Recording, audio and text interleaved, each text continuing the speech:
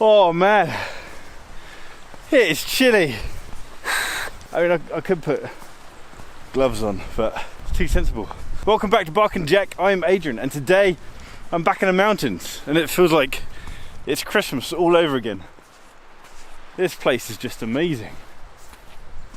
There's no footprints. This is just fresh snow. Anyway, today we are looking at IWC. I haven't covered IWC on the channel simply because I haven't been able to get hold of IWCs. There aren't that many around in the community, and it's a brand that a lot of people ask questions about. Luckily, I now have a contact at IWC and I can get hold of them. So I asked IWC if I could borrow a Mark XVIII. And that's what we're going to look at today.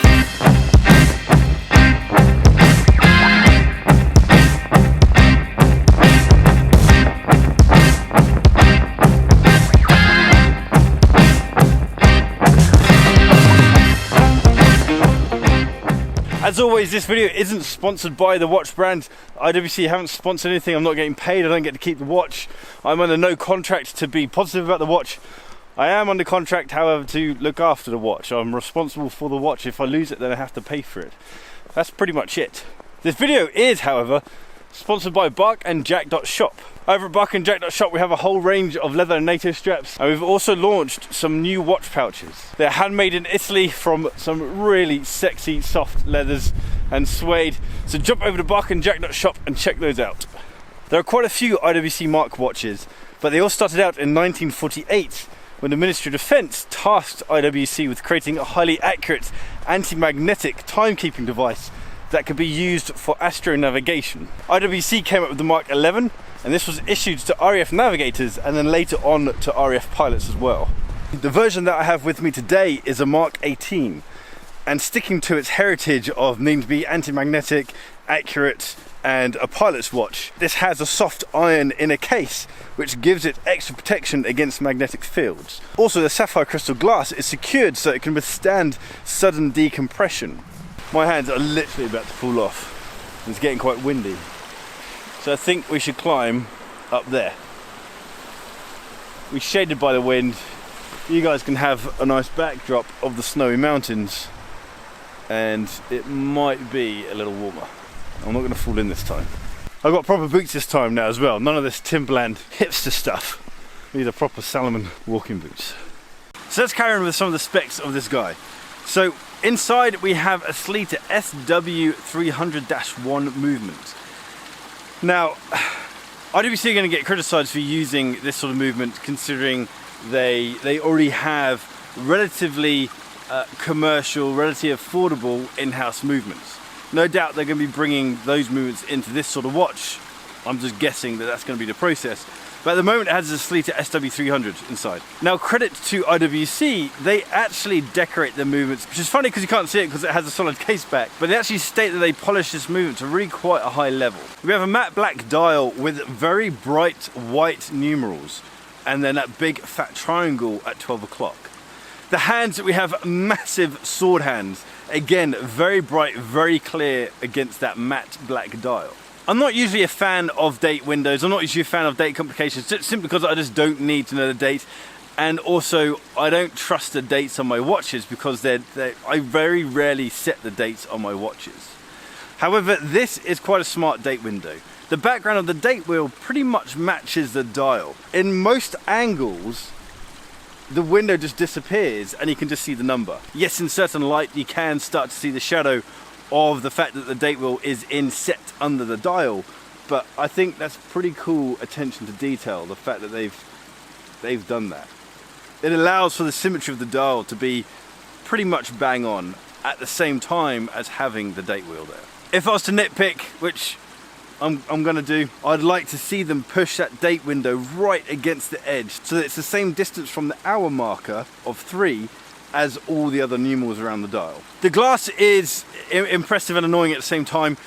We've got a double domed sapphire crystal, which usually I absolutely love, but the problem is it has anti-reflective coating on the top and on the bottom, and pretty much in all light you just get this massive shine of purple blue, and I don't feel that's a pleasing colour. And also it's not very good at being anti-reflective. I get reflections all over the place. taking photographs of this thing. I've had it for about 3 weeks. This is week number 3.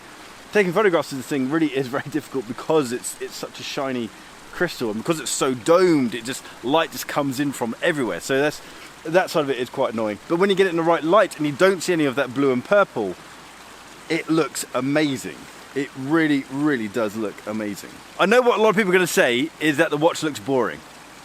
I had exactly the same feeling about my Rolex Explorer before I bought it. I actually bought that watch to flip, and I ended up falling in love with it, and I've kept it 3 years later, 2 years later, a few years later. I can agree with you, kind of aesthetically, this is a relatively boring watch. There's not a huge amount going on. We've just got a steel case, black dial, white numerals, and there's nothing overly fancy about it.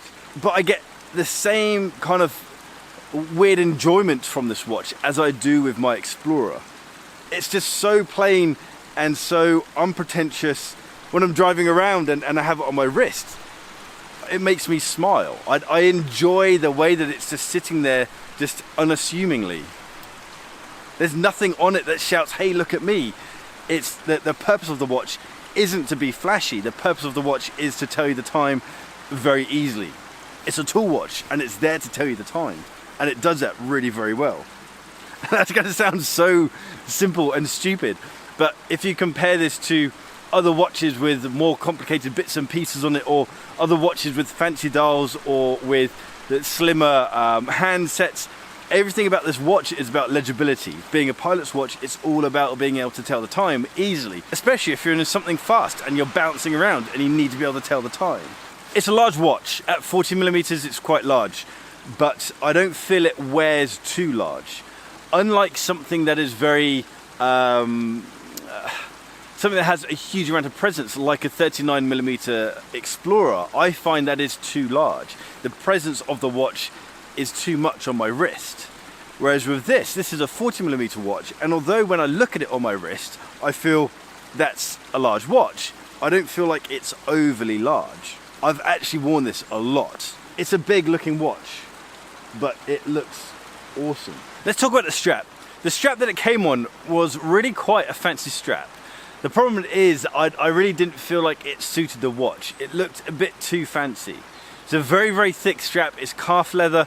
It feels very, very well made. The problem is I don't feel like it suits this watch.